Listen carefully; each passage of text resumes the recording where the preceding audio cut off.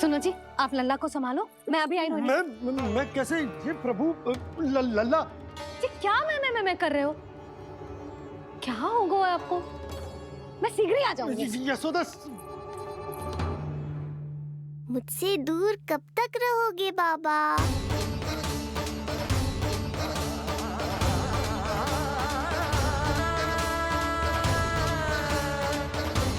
एक बार मेरी ओर देखो तो सही।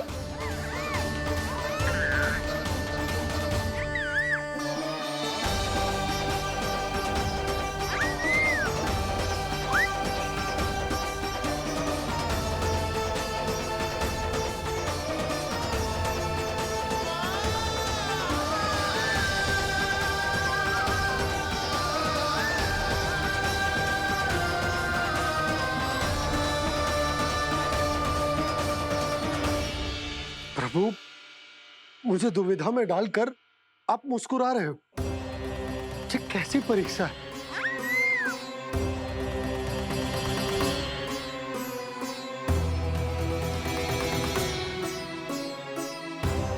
ये क्या कर रहे हैं आप? पिता का स्थान पुत्र के चरणों में नहीं होता, पुत्र के सिर के ऊपर होता है उनका हाथ, उनका वरद हस्त। प्रभु, आप चाहते हो कि मैं आपका सत्य यशोदा को न बताऊं। यशोदा चाहती है कि मैं आपको लल्ला की तरह अपने गोद में उठाकर आपसे बातें करूं। मेरी आंखें चाहती हैं कि मैं आपको अपने इष्ट देव, अपने आराध्य के स्वरूप में देखूं। और मेरा हृदय चाहता है कि मैं आपको अपने पुत्र के स्वरूप में देखूं। अब आप ही बताओ प्रभु, अब मैं इस परिस्थिति में क्या करूं? मुझे कुछ समझ में ना आ रहा। आप ही का आसरा है प्रभु। आप ही को सहायता करनी होगी। आप ही बताइए कि किस प्रकार एक भक्त अपने भगवान को अपने लल्ला के स्वरूप में देखे, उसे अपने हाथों में उठाए, उसे खिलाए, उसके साथ बातें करे, कैसे वो उसका लालन पालन करे अपने पुत्र के स्वरूप में। प्रभु, मुझे कुछ समझ में ना आ रहा। सहायता करो प्रभु। चिंता मत कीजिए बाबा, आपके सभी प्रश्नों का उत्तर शीघ्र ही मिलेगा आपको।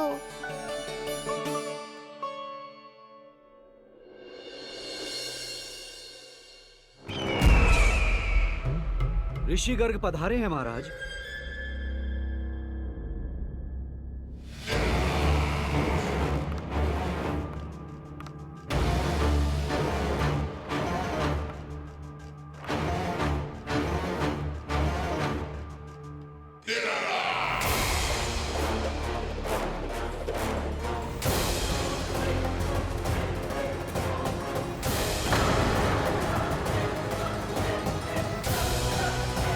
तो महान मथुराधीश कंस के दरबार में ऐसे सम्मान होता है ऋषि मुनियों का?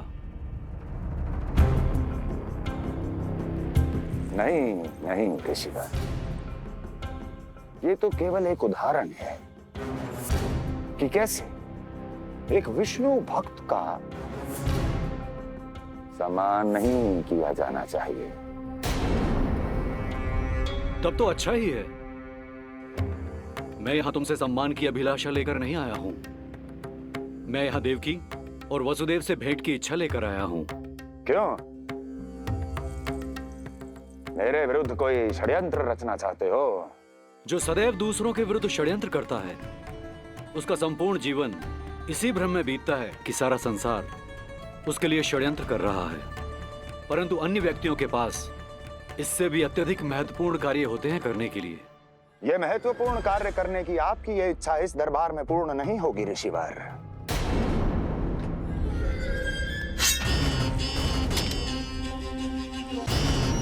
मैं आपको उन दोनों से भेंट करने की आज्ञा नहीं दूंगा। कैसे रोकोगे मुझे? कैसे? बड़ा ही विचित्र प्रश्न है, किंतु इसका उत्तर बड़ा ही सरल है ऋषिवर। जानते हैं मेरे दिन का आरंभ कैसे होता है?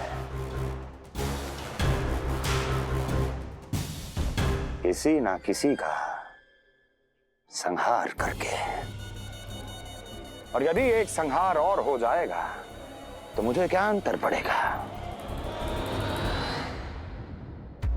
स्वयं से एक प्रश्न पूछो कंस। स्वयं से एक प्रश्न पूछो कंस। मेरा संहार करने के लिए, जिस संकल्प शक्ति की आवश्यकता है, संकल्प शक्ति की आवश्यकता, वो है तुम में, वो है तुम में। कर पाओगे मेरा संहार? जिस संकल्प शक्ति की आवश्यकता है, जिस संकल्प शक्ति की आवश्यकता, वो है तुम में, वो कर पाओगे मेरा संहार?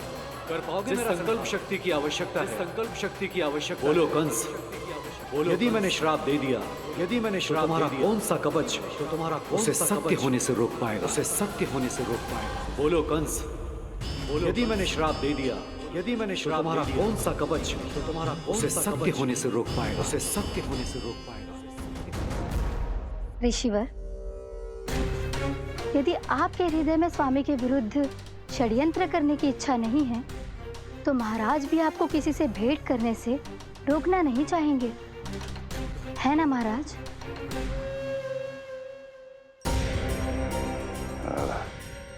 हाँ,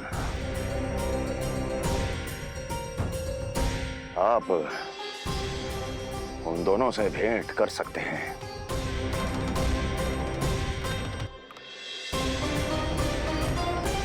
दुर्जन, इन सब पर दृष्टि रखो। अब सब कुछ सुनकर आना, सब कुछ भी छूटना नहीं चाहिए। जाओ।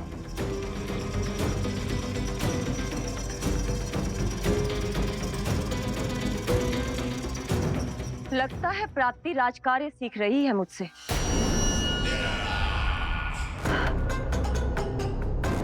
उचित समय पर सही सुझाव दिया तुमने प्राप्ति।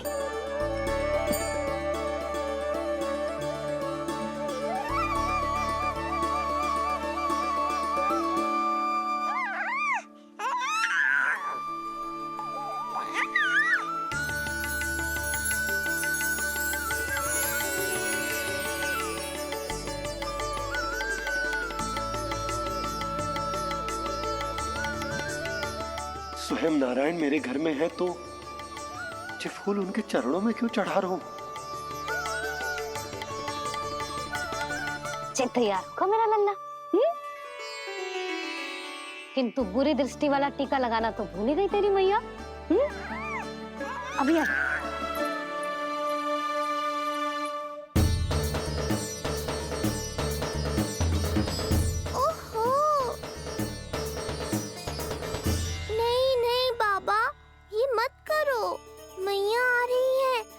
पता चल जाएगा।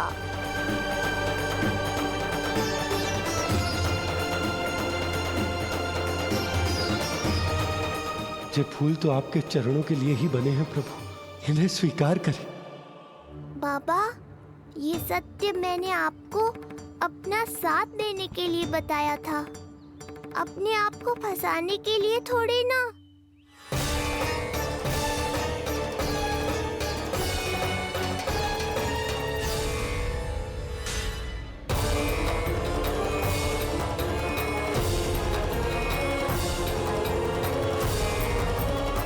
नारायण नारायण।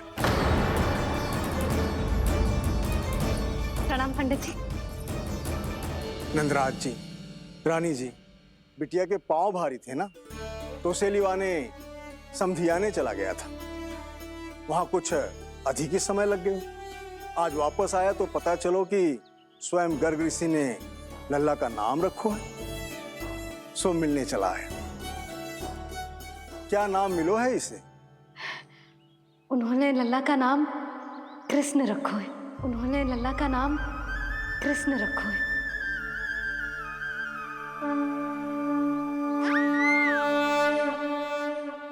कृष्ण। आहा, उत्तम, अति उत्तम, बहुत मधुर नाम है। ऐसा लग तो है जैसे आप स्वयं श्री नारायण का नाम ले रहे हैं।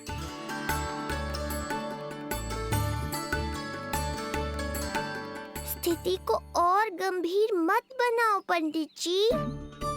आपको तो बाबा के प्रश्नों का उत्तर देना है। एक बार मेरी ओर देख लो, आपको स्वयं ही पता चल जाएगा कि आपको इस समस्या को कैसे सुलझाना है।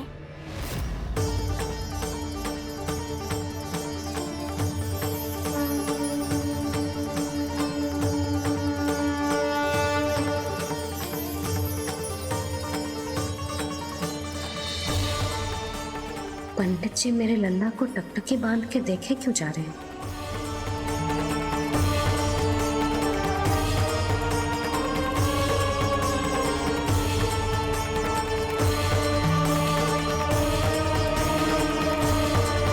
एक बार मेरी ओर देख लो, आपको स्वयं ही पता चल जाएगा कि आपको इस समस्या को कैसे सुलझाना है।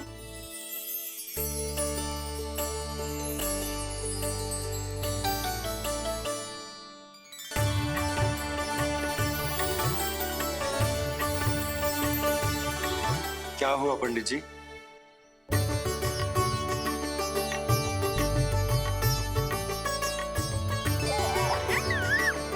बधाई हो लल्ला, इतना प्यारा नाम मिलो है तुम्हें। नंदराज जी, जब भी मैं लल्ला को देखता हूं तो मुझे भगवान श्री राम की झलक दिखाई देती है।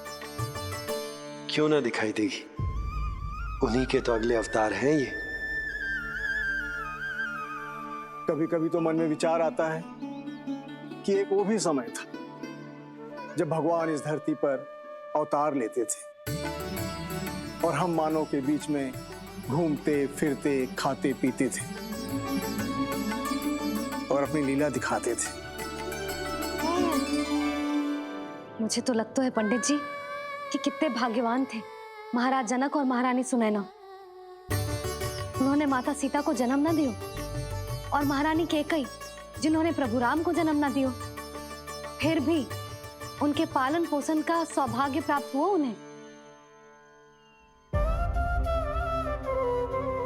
कल्पना करो पंडित जी, कितने पुण्य अर्जित किए होंगे उन्होंने पिछले जन्म में, कितनी तपस्या की होगी कि जिनकी गोद में सारा संसार है वो श्री नारायण और माता लक्ष्मी उनकी गोद में खेले।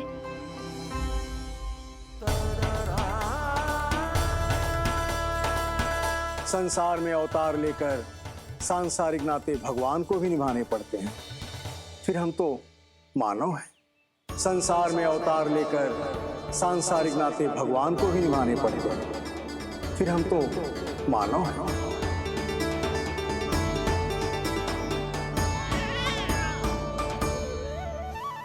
जो हो रहा है और जो भी होता है सब उनकी ही इच्छा से होता है नंदराज, इसलिए आगे का मार्ग भी वही दिखाएंगे।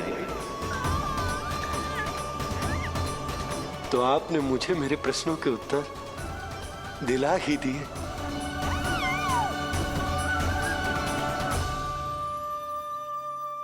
मैं भी क्या क्या बातें करने लगा। लगता है नाना बनने की प्रसन्नता का प्रभाव है जी। हमारी बिटिया को लक्ष्मी हुई है ना। बधाई हो पंडित जी, बहुत बहुत बधाई हो। मैं मैया और उसकी बिटिया से अवश्य मिलने आऊंगी। बधाई हो पंडित जी। अब मुझे आज्ञा दीजिए, वैद्य जी से कुछ औषधियां लेनी है मुझे। नारायण नारायण।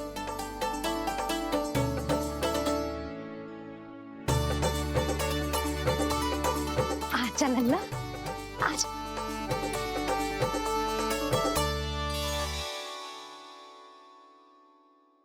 टीका सुनो जी, तनिक कान्हा को संभालो, मैं यूं गई और यूं आई।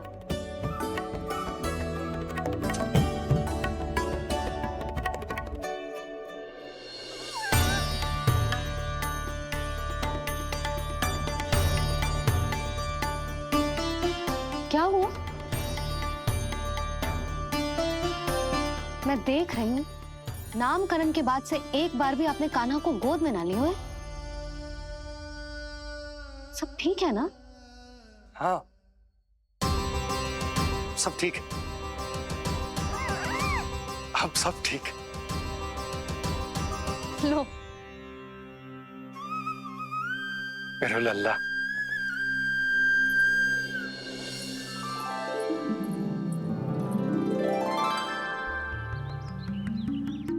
आपका बहुत बहुत धन्यवाद ऋषिवर। यादवों का कुलगुरु होने के नाते ये तो मेरा कर्तव्य था पुत्री। मुझे क्षमा कर दे लल्ला, कुछ समय के लिए मैं अपने कर्तव्य से भटक गया था। सब कुछ पूरे विधि विधान से संपन्न हुआ है।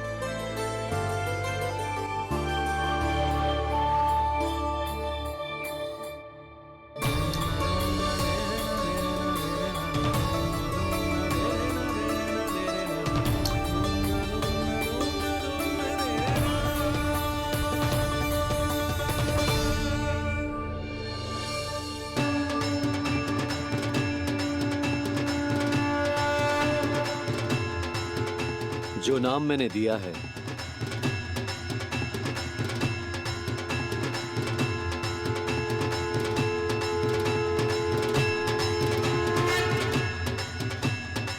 आप मुझे क्षमा कर दो बाबा, मैंने आपको इतनी दुविधा में डाल दिया।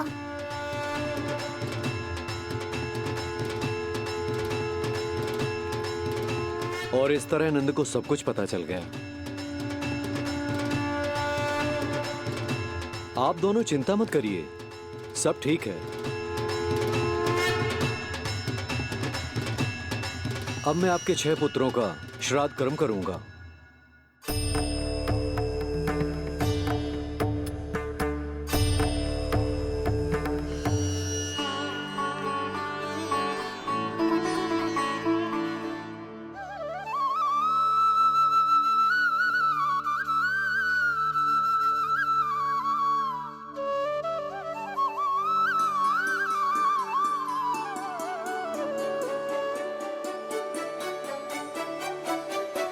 कान्हा, क्या हुआ जो मैं तेरा वास्तविक बाबा ना हूं? क्या अंतर पड़ तू कि तुम मेरे आराध्य के अवतार हो? महत्वपूर्ण बात तुझे है कि मुझे तुम्हारे साथ मुस्कुराने को, तुम्हें खिलाने को, तुम्हारा ध्यान रखने को, तुमसे प्रेम करने को सौभाग्य प्राप्त हो।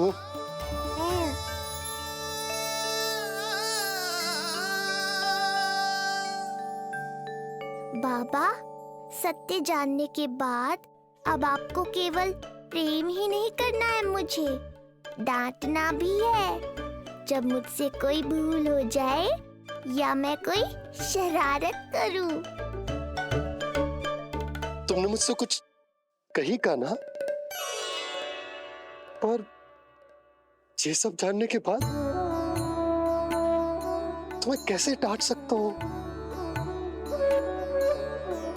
बताओ ना कि कैसे मैं तुम्हें ये वो कहूं? सब आप मुझ पर छोड़ दो बाबा। शीघ्र ही जीवन की माया आपको अपने प्रभाव में ले लेगी और आप ये सब भूल जाओगे। पर जब जब मेरी दिव्यता की झलक संसार को मिलने वाली होगी और मेरा सत्य मैया को पता चलने वाला होगा, तब तब आपको इसका स्मरण हो जाएगा। इसका अर्थ है कि गुरुवर ने सही कहा था। श्री हरि की आंखों में भी आंसू आ गए थे, ममता के लिए तरसने लगे थे वो। इसीलिए उनके इस अवतार का मुख्य उद्देश्य है माँ की ममता का अनुभव करना। जो सत्य है कि इस अवतार का मुख्य उद्देश्य माँ की ममता का अनुभव करना। वो तो है बाबा, पर उसके साथ साथ आपका प्रेम पाना भी है। जानते हो, किसी संकट की स्थिति में आपको सब कुछ स्मरण क्यों आएगा? ताकि आप मैया को सत्य पता चलने से रोक पाओ। बोलो बाबा, आप मेरी सहायता करोगे ना?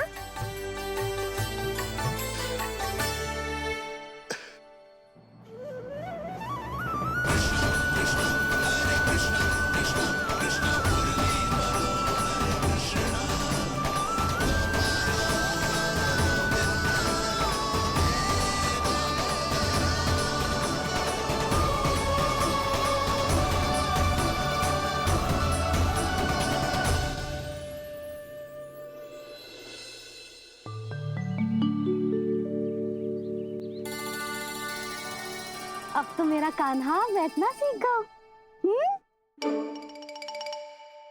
अब आगे से मैया कार्य करेगी तो कान्हा मैया के निकट ही बैठेगा। कितनी अच्छी तरह से बैठने लगो मेरा कान्हा। तेरे बाबा कुछ अधिक ही व्यस्त हैं आज।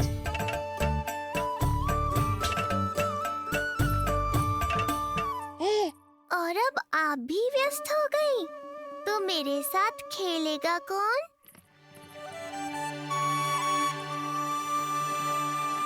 लल्ला, कान्हा, लो भाभी, खिले हुए फूल भी ले आई हूँ और शीघ्र ही जाके तरकारियाँ भी ले आऊंगी। अच्छा हुआ जानकी आ गई, अब यही खेलेगी मेरे साथ। अरे जे क्या, फिर से पानी निकाल रहे हो? बस बस कान्हा, अब खेल में मत लगा मुझे। बहुत सारे कार्य पड़े हैं करने को। ये भी कार्य करने चली गई, अब मैं क्या करूं?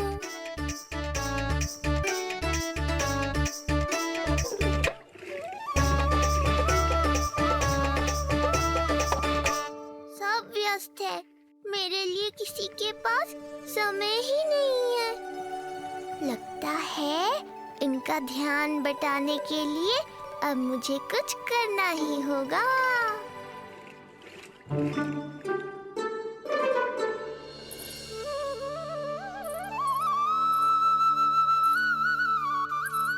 नंद जी,